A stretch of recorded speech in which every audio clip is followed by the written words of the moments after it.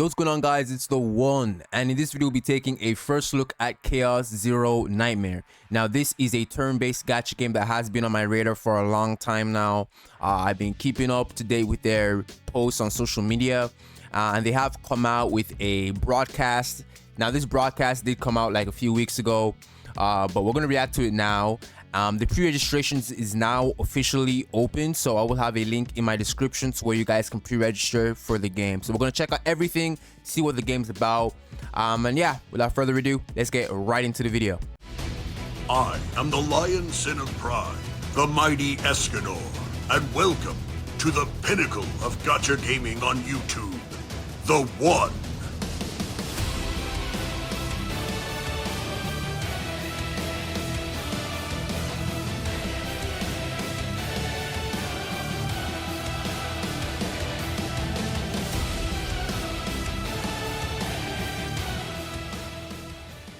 Alright, so this is the official pre-registration page for Chaos Zero Nightmare. Now, I will have this linked in the description like I said earlier, so let's check out these rewards. So, first of all, we have the Chaos Zero Nightmare Protos registration. So, for pre-registering on Google Play App Store on Stove, you get 2 Tears of God and 50,000 units. And for completing the global social media subscription mission and secure the special rewards, you get 3 rescue anchors and 100,000 units. It says the rewarded items will be sent to your mailbox once the game officially launches. Rewards will be available for 30 days starting from the date of launch. Okay, so these rewards will be gone after the game's been out for 30 days. Okay. So these are where the real rewards are at, the pre-registration milestone rewards. So as of today is the 18th of July. We have hit 200,000 pre-registrations for Chaos Zero Nightmare. So with 200,000 pre-registrations, we get 10 advanced battle memories. I'm not sure what this is. We'll check out the broadcast video and potentially we might have a better idea, but we get 10 advanced battle memories. Not sure what that is. 500,000, we get 3 rescue anchors. I am led to believe these are pools, but we will find out. At 1 million, we get 7 rescue anchors. 1.5 mil, we get another 10 rescue anchors. And then at 2 million, we get a 4-star combatant Emir. Now, I'm not sure if 4 stars is the highest rarity in the game or not. Maybe it's 5 stars. Gachas do different things, so I'm not sure. We'll find out in the broadcast. But Emir has a really cool design. She's a dark skin waifu. So, really cool. I like her design a lot. Nice design. I really like this game's art style. That's one thing I will say. Their art style is really, really beautiful. Other things here is you have characters. We know nothing yet about any of these, but you can look at them. Nice designs. You also have the lore, so you guys can get in tune with your lore, find out more about the story. Now, this is one thing about the game is the story, right? Because I've seen the trailers and the story looks really, really captivating. Like, I'm really, really intrigued. So this is going to be one of those games. It's going to have an actual good story. So I'm really excited for this.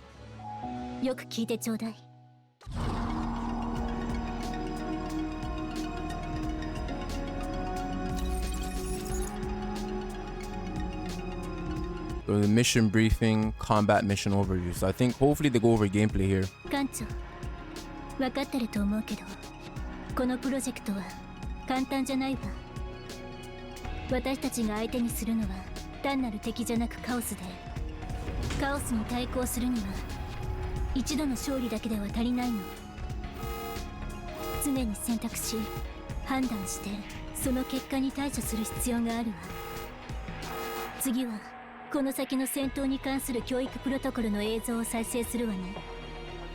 しっかりついてきて。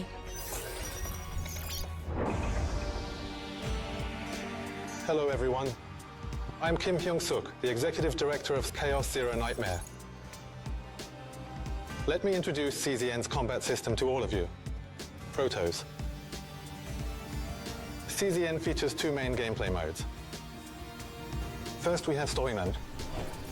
Just like in traditional RPGs, this mode lets you engage in battles one by one. But what sets CZN apart is its unique card-based strategy system. Okay, so what we can take away from what we've seen so far is there will be three teams will be composed of 3 units. All right. bring a much deeper and more tactical combat experience. The core gameplay revolves around using your character's skills, which appear each turn in the form of cards. You can freely play these cards each. That's another thing. So the way that the turn-based combat works is you're gonna use cards. So kind of similar to Grand Cross, 7 Deadly Sins Grand Cross, another game. Let me think of another game. Tokyo Ghoul Break the Chain. That's another game I covered on the channel for some of you guys, if you aren't aware.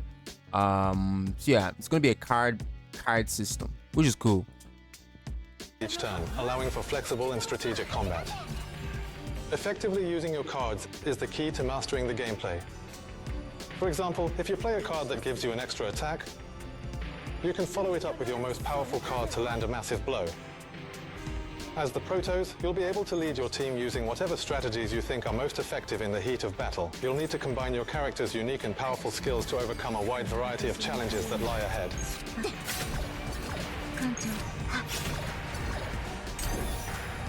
The second mode is Chaos Missions. The combat system in Chaos Missions is built around dungeon exploration, offering near infinite possibilities. Bro, so this is like a... What's the word? They have it in Honkai Star Rail. It's hard, but like it's hard to explain it. But it's like a endgame mode you can do repeatedly over and over again, and give you resources and stuff.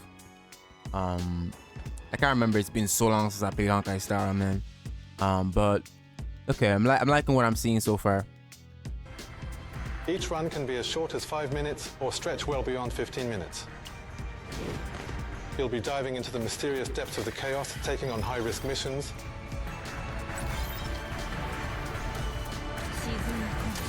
One thing I need to say is I really like the enemy design. The way it looks, the art style, like I'll say again, looks really nice. Like you can see here on the left, loading up a ultimate or cool move over there. Yeah, you can see that the way it looks on the screen. Like this game's gonna look beautiful, man. Smilegate don't miss when it comes to their graphics anyways. Look at that. When you begin a Chaos mission, you'll start your run with your character's basic starter deck. But as you battle your way through, your characters rapidly unlock their potential and grow stronger. You'll discover new skills at random or gain additional effects on existing ones. As you continue this process, you'll eventually unlock powerful upgrades known as fates, which help your... Alright, so basically with this mode, like I can't remember exactly what mode is similar to in Honkai Star Rail, but just like Honkai Star Rail, as you progress, you'll be able to get like as you progress through the dungeon or whatever, you'll be able to get like bonuses and buffs and stuff like that onto your units to make them stronger. So you'll be able to to help you complete the said dungeon. So this is really cool. You guys can see some of the stuff here. Inspiration: when an ally has rhetoric, insight, or analysis dice effort, increases the dice roll. The dice roll increases by 2. Leadership: 3 basic cards are replaced with random rare neutral cards. Deficiency: no critical hits occur, but the monster's toughness is reduced by 50%. So you can see all these kind of like debuffs on the enemies or buffs to you, stuff like that. This is a really cool mode. Build. All of this happens during combat, so you'll experience the effects right away. It's not just about getting stronger. If you combine new abilities with your existing cards strategically, you can unlock even more powerful and synergistic plays. At the end of each Chaos mission, regardless of success or failure, you'll carry over part of your growth from the expedition as save data. And with this save data, players can carry over their progress and use it directly in story mode and various instant battles. What? In other words, the two gameplay modes complement each other. Playing Chaos Missions is a highly effective way to farm resources and prepare for fast-paced instant battles. Okay. Continuing on, there's another key element that sets CZN apart. Hello, I'm Choi Sung-hyun, and I'm here to go through the mental breakdown system with you. The deeper agents venture into the chaos, the longer they stay, and the more damage they take in battle, the more their stress builds. Once it crosses a certain threshold, they enter a critical state of trauma, what we call mental breakdown. Dependent on each character's personal traumas, they suffer different types of mental breakdowns. A character in a state of mental breakdown suffers penalties when using their cards. That said, there are ways to embrace these mental breakdowns and even turn them to your advantage. By timing it right, you can take advantage of a mental breakdown, since the cost of awakening skills drops significantly when recovering from one. Since awakening skills are the most powerful abilities in the game, just remember, sometimes a mental breakdown can turn a crisis into a comeback, depending on how you play it. In addition to growth through combat mentioned earlier, CZN offers a variety of progression systems like leveling up, promotion, and transcendence, allowing you to fully enjoy the core fun of growing and managing your characters. Okay, so basically it's gonna have the same typical normal ways of progressing. So you can see you can awaken your stats, you can transcend them with dupes, you can promote them, increase their level cap. All right, your typical turn-based gacha stuff. Nice, like what I see so far, and the UI looks really clean. If the Chaos mission feels too difficult with your current character's abilities, you can level up and strengthen your character to take on the challenge again. We hope you enjoy the growth and progression systems in CZN to the fullest.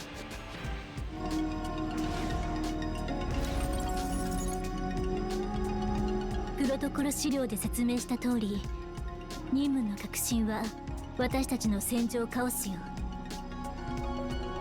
暗闇の中にぼやけて見える物体、うっすら輝く光。艦長はファーストとして要員たちと共にカオスを切り抜けていかなければならない。この戦場の特徴と同行する要員について調べてみましょう。次のプロトコル資料にアクセスするわね。 Hello, I'm Sosu Bin, the graphic designer for Chaos Zero Nightmare. Chaos Zero Nightmare embraces the roguelite genre, with each run taking you on a deeply immersive journey. To enhance immersion and effectively convey the sense of exploration throughout your journey, we put a tremendous amount of effort into the background design using two-dimensional animation.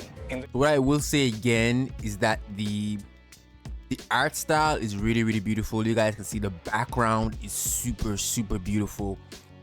Say what you will about chibi art style. I know not a lot of people like the chibi looks in their games, but hey, it's different. Number one. Number two, they actually switch between like the full art version and the actual like chibi art style form of the character. So it's not only one way for the entire like combat experience. So they switch between the two, which is nice.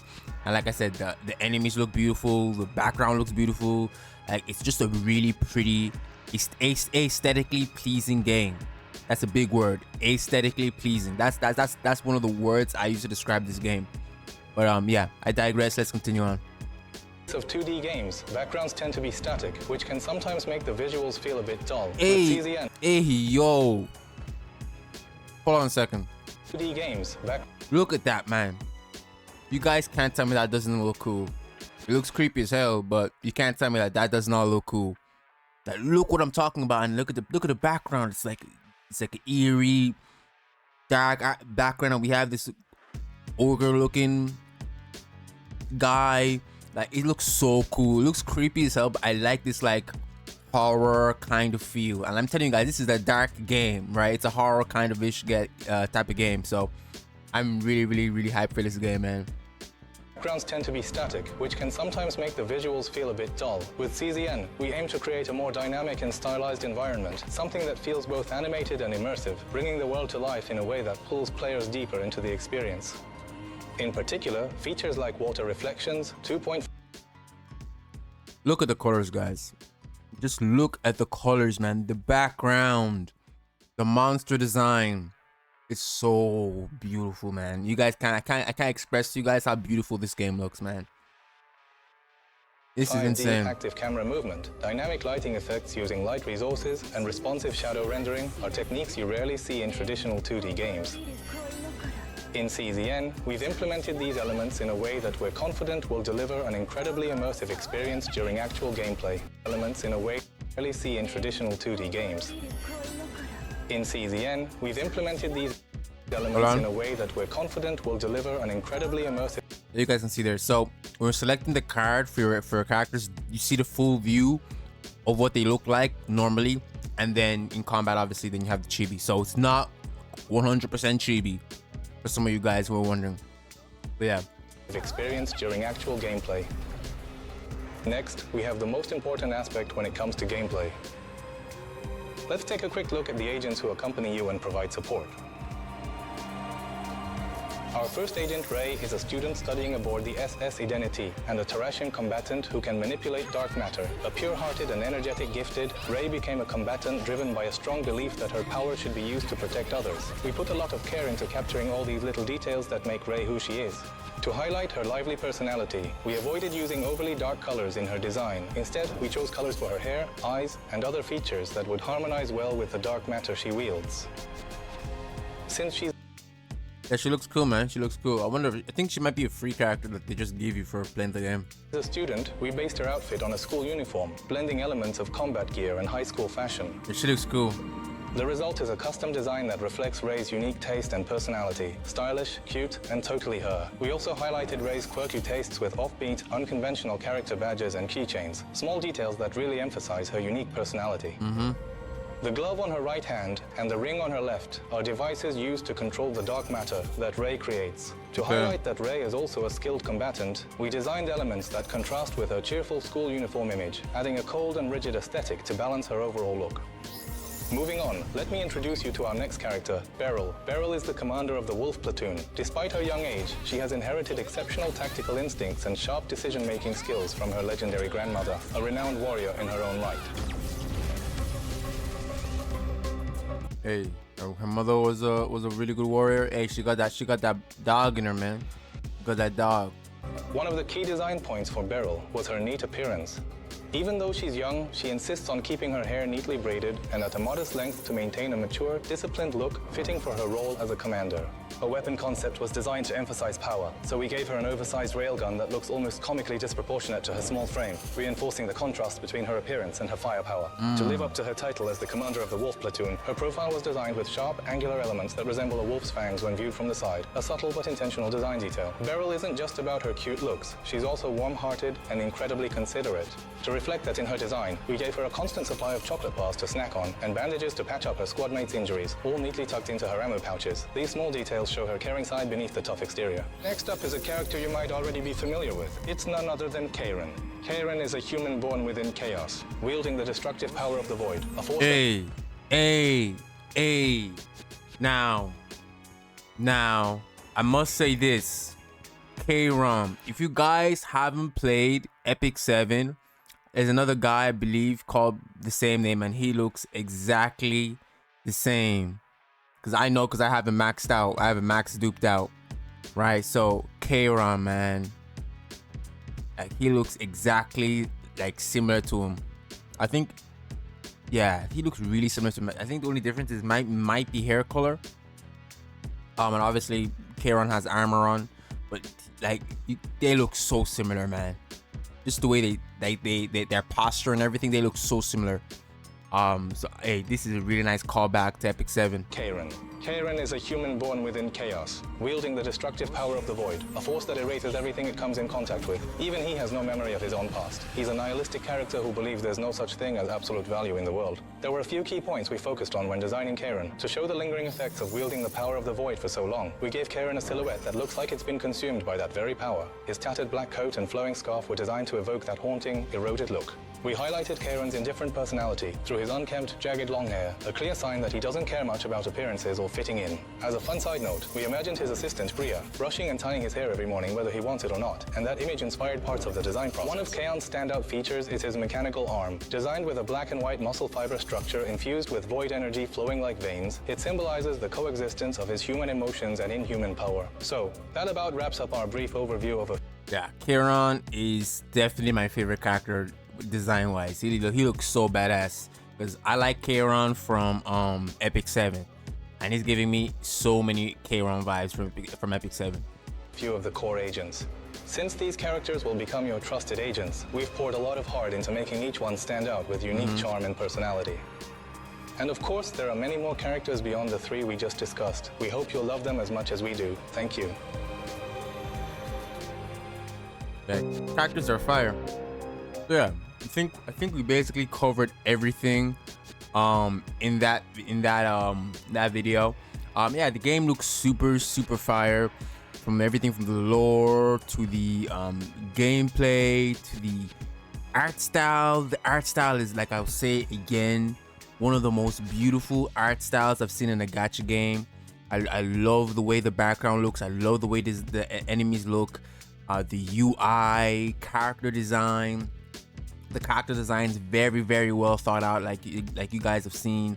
I'm so invested in this game already, and it's not even out yet. And I'm so intrigued in the lore and finding out more about the characters. I haven't been this hyped for a game in a long time. I think, okay, that's not true. Ethereal Restart, but this game has its own like unique feel to it. It's more of a story game. So I think that's the difference between this game and other gacha out right now. Turn-based wise, this is a really story and lore focused game. I'm super high for this. Let me know what you guys think about Chaos Zero Nightmare in the comments of this video. Let me know, will you be checking out this game? You know, does it tick your boxes? And all that type of good stuff. But yeah, if you're interested, the pre-registration link will be in the description and in the comment section as well. Make sure to leave a like and subscribe for more Chaos Zero Nightmare videos. I will be posting any news, any updates. I'm hoping that they have a beta. I haven't seen anything about a beta being around or in the works, but hopefully they do have a beta, because it would be important to get, you know, have people test out the game, get a good hands-on experience, and report any feedback, so you know they don't have a hectic release. So there, that being said, take care and peace, guys.